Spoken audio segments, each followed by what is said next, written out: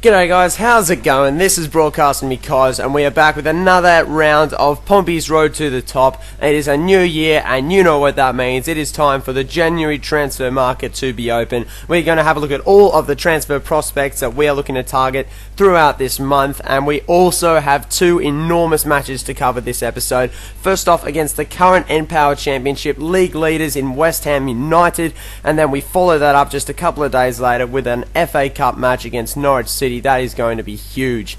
Now, I just want to say, first of all, a huge thank you to everyone that left a message suggesting who they wanted me to sign. I got a bit of a list up here with a couple of some of the biggest recommendations, and this guy, wow, look at those statistics. Abdul Razak Traore was recommended a couple of times. This guy is amazing pace. I mean, particularly if I paid 4.33, I think he would be perfect. He might even be able to slip in on the left mid. So unfortunately, he is way out of my price bracket, but I do put in an offer to see if I can loan him out. No guarantees, but hopefully be able to get something going there. Sean Scannell was another one.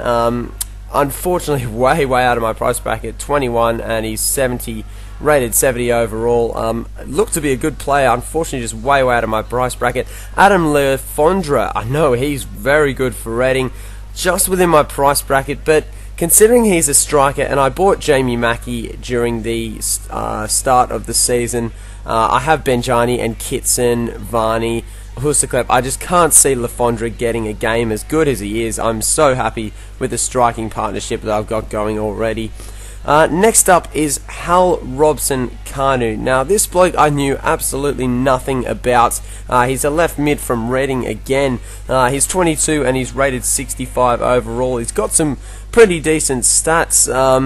He's not a bad player overall, actually. He's just within my price bracket, so I will put in a loan offer for him. I don't really just want to be left with 100k left over to work with, so I put in a loan offer, and we'll just see how that goes. No guarantees. Hopefully I'll be able to make one or two decent signings during this transfer period. And the last guy was Nick Powell. Now, apparently Manchester United are after this bloke. He's from Crewe Alexandra. He's 17, rated 59 overall, and he's worth over $1 million. 1.1 million says FIFA, so obviously nowhere near my price bracket. I can loan him out, but I'm not too keen to do so at the moment. Don't think I'm really going to pay that much for a 59 rated player. Well, on the selling side of things, I did decide to transfer list Ashdown. Unfortunately, he hasn't played a game for this season, and I really don't have a use for him, considering that both Henderson and Parles are doing a good job in goal.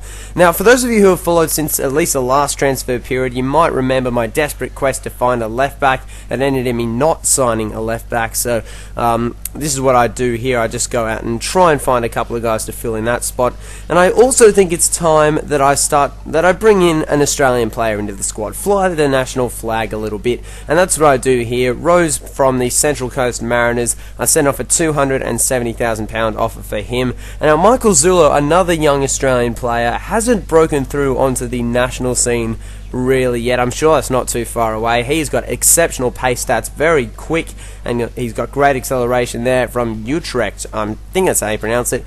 Probably got it wrong, but straight away I get a middle finger from every single one of those clubs. And yep, so not a great start to the transfer window. Unfortunately, both Abdulrazak Traore and Hal Robson-Kanu were not available to be loaned whatsoever. That was a flat no from both Traore's club, which I won't even attempt to pronounce, and Reading as well. So that's a bit unfortunate.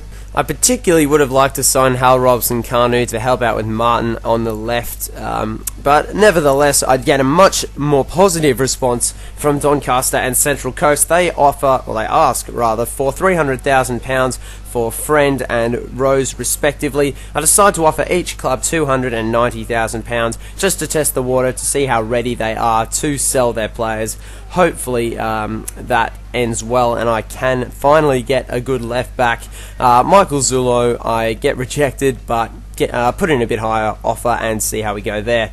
Now, our first of two matches for this episode is up against West Ham United. That is going to be, by all means, a difficult match. These guys are currently on top of the table with a decent lead over Crystal Palace as well. But might I cast your mind back to episode 8 of this series when we played West Ham at Fratton Park. We got the victory 1-0 thanks to Dave Kitson, who scored in the 72nd minute. We'll never know. We might just be able to turn things around and get the 3 points from them today. Well, it was always going to be difficult, and they started extremely well with a 4-1-4-1 formation. They were always going to have the bulk of possession in the midfield, which is exactly what they had. They only really started to press forward from about the 20-minute mark onwards.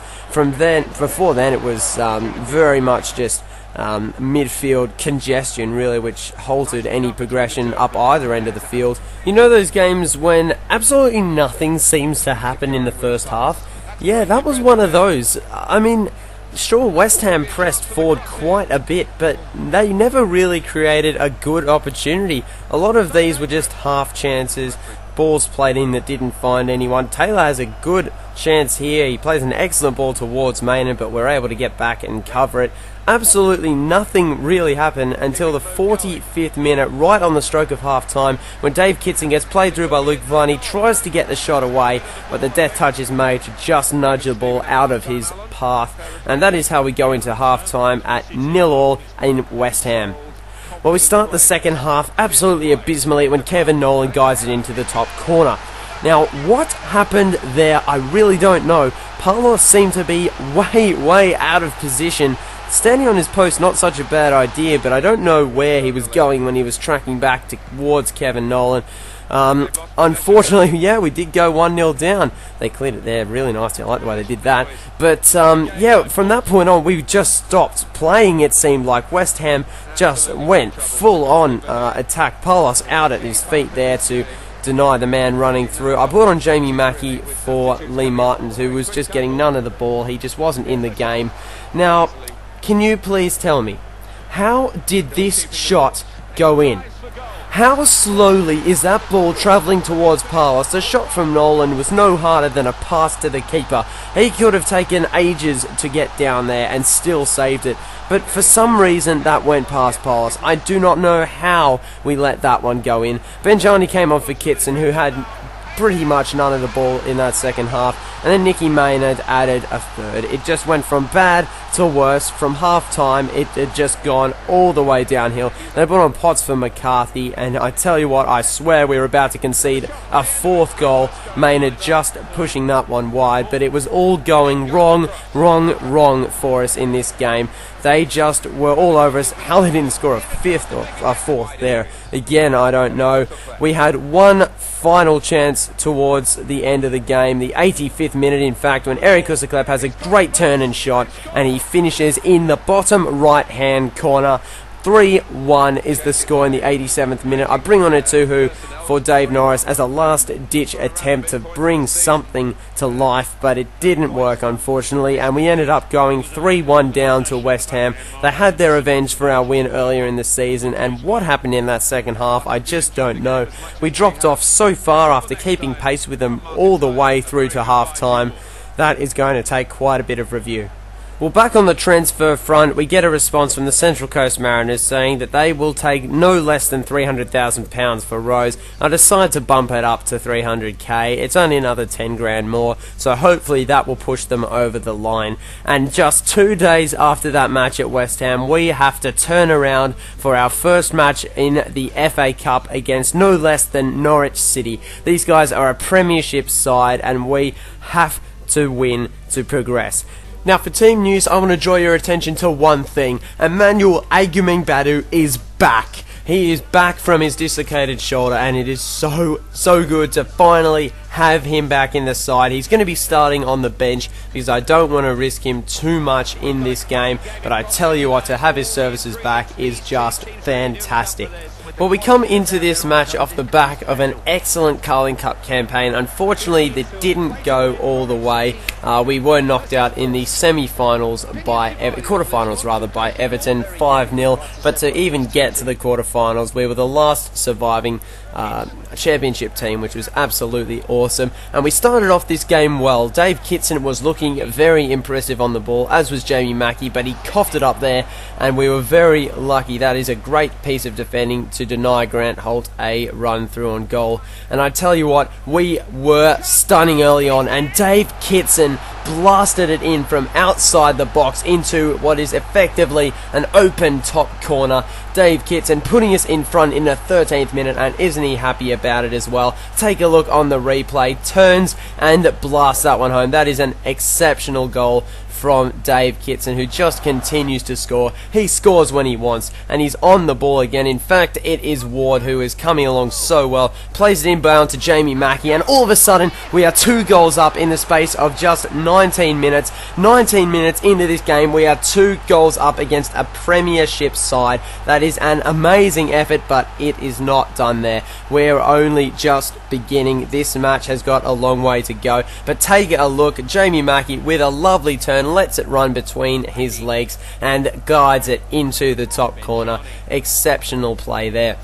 Well, Benjani, I decided to start. He hasn't started too much, and he was pretty much straight into the action. He caught a volley from across in from a two-hoo, and it was just kept out by John Ruddy. So unlucky not to add to the ever-growing total. But Norwich just couldn't find anything going forward. They almost played a bit like we did in the last game against West Ham. We just struggled getting anything going forward, but I think a lot of that is largely due to our exceptional defending. Halford and the boys all defended extremely well. Dave Kitson with another great shot there, and we defended solidly, we attacked solidly, and we had a great amount of play in the midfield. We controlled the midfield, and that is why we went into half-time at 2 goals up with a very firm hold on this match.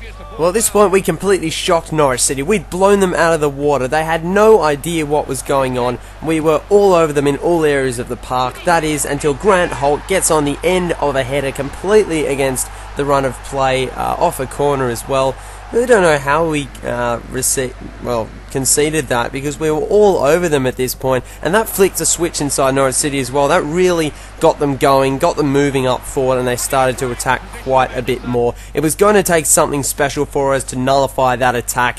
Jamie Mackie through on goal, plays it across to Benjani, who fires it into the bottom corner. That is easy as that for Benjani, and it stretches the margin back to 2 goals. But did that kill Norwich off? No, it did not. They came once again.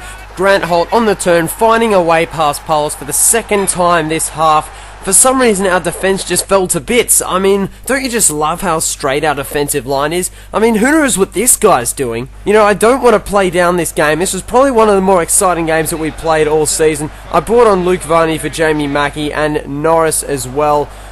Just for a bit of squad rotation really, and then in the 86th minute to put the game away, Etuhu finds Varney, who creeps it in between the post and John Ruddy. He'd been beaten there a couple of times tonight, and we finally seal the win. It is how it ends. I do bring on Sam Magri for Lee Martin just to see out the game, but that is the way that it ended. And away from home we have snatched the victory. We haven't snatched it, we really outplayed a Premiership side. We beat them 4-2 in the end.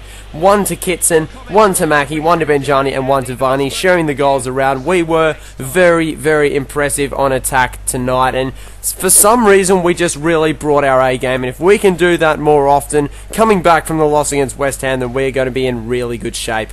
Well, back on the transfer front, we receive an offer from Hearts for Jamie Ashdown of £200,000. He's valued at 210, so I can get installed on that for a little while to see if any other clubs come in with an improved offer.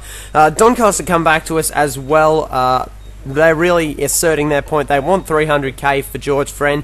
He's rated 65, and he looks to be a pretty good player, so I decide to live up to them with that. And I also get a response here from Utrecht saying they've accepted my offer for Zulu, which is absolutely awesome. It'd be great to have an Australian player in the side, and I send off the wage there. Well, that's a wrap for this episode, guys. I hope you have enjoyed watching it. This is the first of 2 special episodes regarding the January transfer window. I'll also be doing a 3rd episode, which will be a live commentary of transfer deadline day, so I hope you're looking forward to that. Please do consider leaving a like on this video if you enjoyed it. It does mean a lot, as always, guys. Be sure to also leave any comments or suggestions as to guys that I should try and sign during this transfer window. I really do appreciate it. Be sure to watch out for when the next episode lands. Cheers, guys, and stay tuned.